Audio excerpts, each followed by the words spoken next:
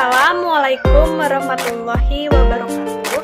Perkenalkan, nama saya Nabilah Nur Ulfah dari kelas 4B Pendidikan Ekonomi Fakultas Keguruan dan Ilmu Pendidikan UHAMKA dengan NIM 1901085024. Pada kesempatan kali ini, saya akan menjelaskan sedikit materi tentang pembangunan dan pertumbuhan ekonomi. Selanjutnya ke materi pertama, yaitu pengertian pertumbuhan ekonomi. Optima mendefinisikan bahwa pertumbuhan ekonomi sebagai proses perubahan kondisi perekonomian suatu negara secara berkesinambungan menuju keadaan yang lebih baik selama periode tertentu. Nah, pertumbuhan ekonomi ini juga diartikan sebagai suatu keadaan di mana terjadinya kenaikan PDB tanpa memandang tingkat pertumbuhan penduduk. Jadi, di sini yang diperhitungkannya adalah perubahan PDB dari tahun ke tahun tanpa memperhitungkan penduduk di suatu negara tersebut. Materi yang kedua yaitu cara mengukur pertumbuhan ekonomi. Laju pertumbuhan ekonomi sama dengan PDB pada tahun yang berjalan dikurangi dengan PDB tahun sebelumnya, kemudian dibagi dengan PDB tahun sebelumnya dan dikali dengan 100%. Teori pertumbuhan ekonomi.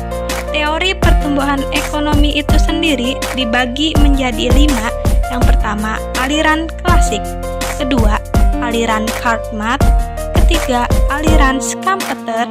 Keempat, aliran New Keynes. Dan yang terakhir, aliran New Classic. Teori yang pertama yaitu aliran klasik. Aliran klasik ini disampaikan oleh 3 tokoh. Yang pertama, menurut Adam Smith. Dan yang kedua, aliran klasik menurut David Ricardo.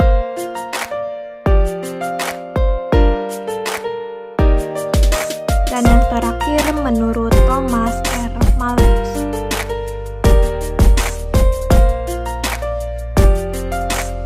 Selanjutnya, teori yang kedua adalah aliran Cartman. Cartman membagi perkembangan ekonomi menjadi 5 tahap. Yang pertama, komunal primitif. Yang kedua, perbudakan. Ketiga, feodal. Keempat, kapitalis. Dan yang terakhir, sosialis.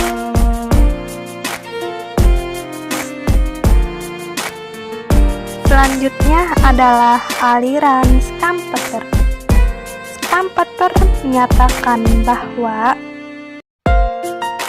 pengusaha berperan penting untuk menciptakan inovasi, memperkenalkan metode yang baru, membuka pasar baru, menemukan sumber ekonomi, dan menjalankan organisasi di bidang perindustrian.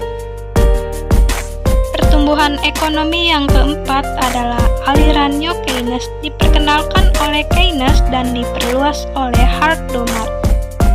Teori pertumbuhan ekonomi Hartdomer didasarkan pada asumsi yang pertama, barang modal tersedia telah digunakan secara penuh. Kedua, pemerintah tidak ikut campur dalam perekonomian. Ketiga, besarnya rata-rata tabungan sama dengan besarnya fluktuasi pendapatan nasional.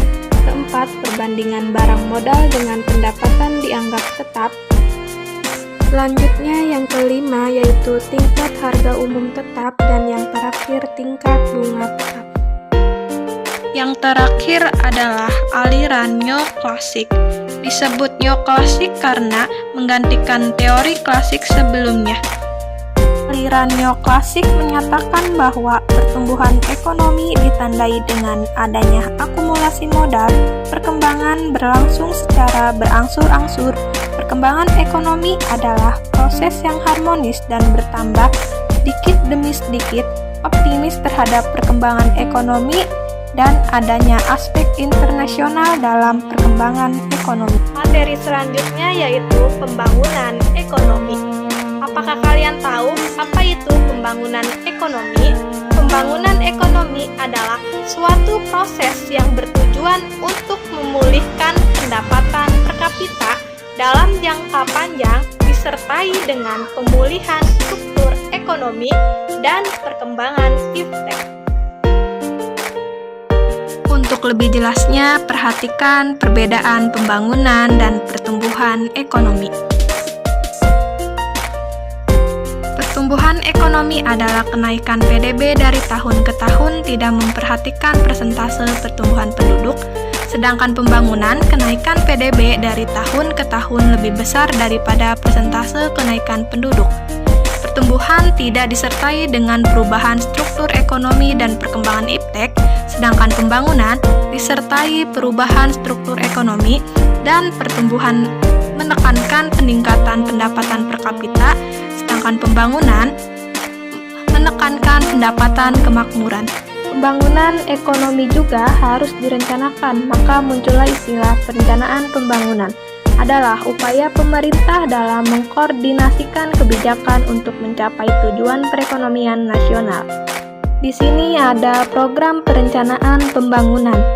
Yang pertama, pengentasan kemiskinan. Kedua, riset dan pengembangan pertanian. Ketiga, perencanaan keluarga. Keempat, kebijakan ketenagakerjaan.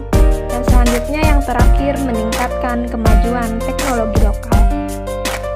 Materi selanjutnya yaitu ciri-ciri dan fungsi perencanaan pembangunan ekonomi. Ciri-cirinya antara lain yaitu mencapai perkembangan sosial yang positif. Kedua, meningkatkan pendapatan per kapita. Ketiga, mengadakan perubahan struktur ekonomi. Keempat, perluasan kesempatan kerja. Dan yang terakhir, menjaga stabilitas ekonomi.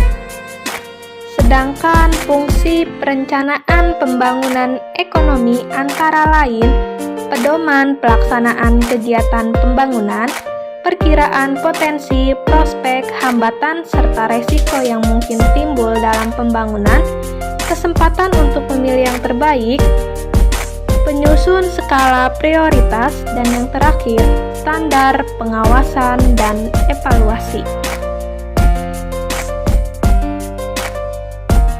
Terdapat 3 negara dalam pembangunan ekonomi. Pertama, negara sosialis adalah semua sektor ekonomi telah direncanakan oleh pemerintah, kementerian, dan perusahaan harus melaksanakan rencana yang telah disusun, seperti negara Korea Utara. Negara kedua adalah negara kapitalis, yaitu hanya berupa stimulan atau perangsang agar dunia usaha bisa tumbuh dan berkembang sesuai dengan tujuannya.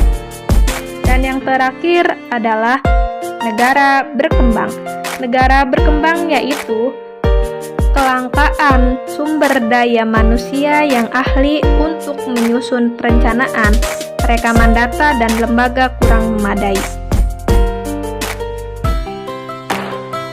Setelah mendengarkan dan memahami materi yang sudah saya sampaikan tentang pembangunan dan pertumbuhan ekonomi pada video kali ini, terdapat 5 soal yang harus dikerjakan secara individu dan dikumpulkan minggu depan melalui Classroom. Sekian penjelasan dari saya mengenai pembangunan dan pertumbuhan ekonomi, dan jangan lupa kerjakan tugas-tugas yang sudah saya berikan dan dikumpulkan minggu depan melalui Classroom. Kurang lebihnya mohon maaf. Wabillahi taufiq wal hidayah. Wassalamualaikum warahmatullahi wabarakatuh. Tetap jaga kesehatan.